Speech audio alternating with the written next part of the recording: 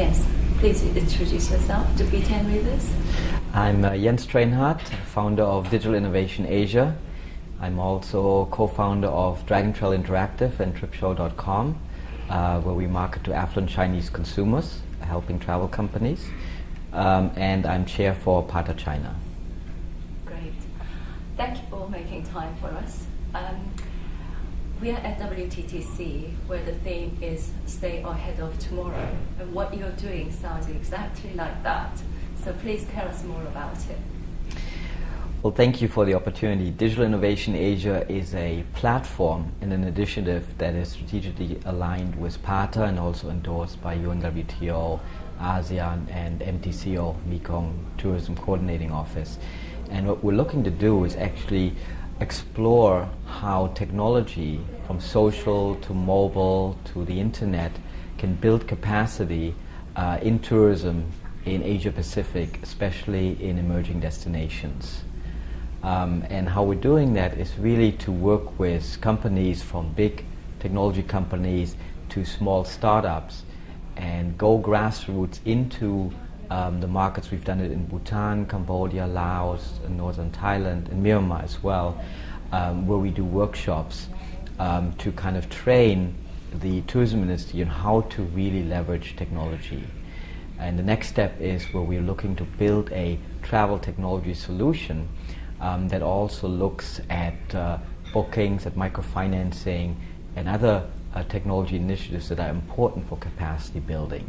So it's not just about sales and marketing that people always look at when it comes to social media, but it could also be crowdfunding, which is quite interesting, how people all over the world can be part of funding small businesses in these emerging markets.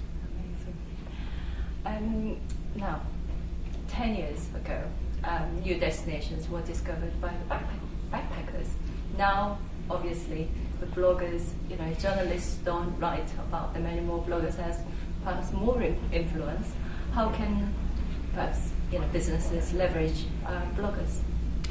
Well, this is a great question. I think obviously the bloggers, and actually we call them digital influencers or online publishers, which are from Instagrammers to microbloggers to people that have a huge following on Facebook or Weibo or other social media platforms all over the world, can be leveraged to really get the word out. And dealing with bloggers obviously is very different.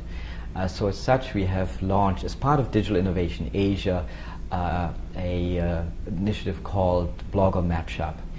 We've done the first one last June in Bangkok, where we brought in bloggers from all over the world. We have a database of over 1,000 travel bloggers, which is growing. And we can slice and dice them and basically can bring these bloggers into the destination. And it kind of works quite interestingly. In the morning we have a session where we actually help the travel companies understand how to work with bloggers, which is different than traditional journalists. And in the afternoon we do a speed dating session, which is actually quite fun. And when you go to our Facebook page with facebook.com/DIA Tourism, you can see the excitement of people having their iPads out and their laptops and trying to really see how they can collaborate. And one PR lady from one of the big brands said this was one of the first conferences where she didn't have 1 second of boredom. But the idea is really how can bloggers or digital influencers be leveraged in the way of promoting tourism. But where it becomes quite interesting then again is where the first initiative I talked about, Digital Aid, matches up with Blogger Matchup. So just imagine this, you're going to Cambodia and you're looking at a homestay that doesn't have a website today and doesn't even know how to look at a website. If they were to go with commercial players, they wouldn't be able to afford this. But bloggers essentially, and we're both bloggers in our ways, we look at, there's so many free solutions out there, it's from WordPress or apps or analytics solutions and all of that. Only a blogger can really connect with a small business owner in Cambodia, for example, to build, get the business online. And I think that's where Digital Aid and Blogger Matchup is a perfect convergence in working together. But then after the blogger matchup session that we do then also a blogger trip. And what we're looking to do next June in Thailand is where we're looking to go to Isan in northeast Thailand, which is a destination that TAT, the Tourism Authority of Thailand, wants to open up. And the bloggers then will go, we'll probably do a blogger matchup session there and a digital aid session as well. And the bloggers will give back to the community as well. So it's about connecting with bloggers, but it's also about capacity building. Oh, fantastic. Well, as an expert, social media expert, and especially in China market, obviously, the social media in China is very different, and perhaps difficult for many businesses. What's your advice to them? I think the first thing I would say, I wouldn't call myself a social media expert. I think or blogger. We're all learning because it's so fast moving and evolving. And China is actually the best example of that. China obviously operates completely different from the rest of the world, where Facebook and Twitter and YouTube and other of these sites are blocked. But it's actually not about being blocked, because people always ask us, what happens if the Western sites get unblocked? And we say nothing will happen, because the domestic Chinese sites are a lot more relevant, and that's actually where a lot of the innovation comes out. So looking at, let's say, Weibo, Sina Weibo and Weixin, owned by Tencent, who also runs QQ, and other ones like Youku, the equivalent to YouTube, or Ren, which initially was the Facebook clone, have their own following. But more importantly, the rules of engagement are actually very different. And we also, as I talked about digital aid, talked about blogger matchup, we also launched a platform as part of my company Dragon Trail called tripshow.com, where basically we aggregate visual content from pictures and videos that are posted on Weibo and Weixin, aggregate that into a platform, a website, basically a consumer travel website, where on one hand consumers get inspired by these images, but brands on the other hand can connect with these Chinese consumers, and can build campaigns. We've done the opening campaign for the Banyan Tree Hotel in Pudong, and in 10 days we had 150,000 followers, where we give badges out, like 4-square badges. But then more importantly, you can do social CRM. For the first time, you can actually connect with these very valuable Chinese consumers. And what we also have done with the blogger matchup, we have a database. In China they're called KOLs, or key opinion leaders, not bloggers, key opinion leaders.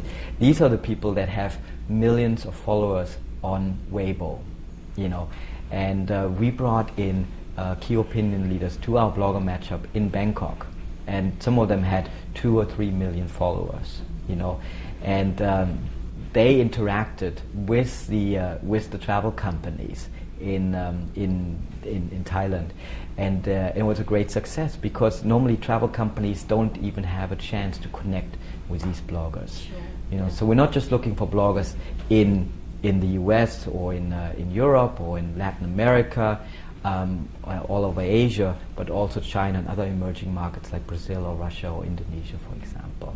And again, I think social media, we all know about China tourism, and we heard at the summit, and having been the first digital agency that just focused on travel and digital alone, we see every day how many Chinese tourists there are, and the tour groups won't stop. But the most valuable Chinese consumer is the one that is actually FIT. And these people, they are actually living on social media. Yeah.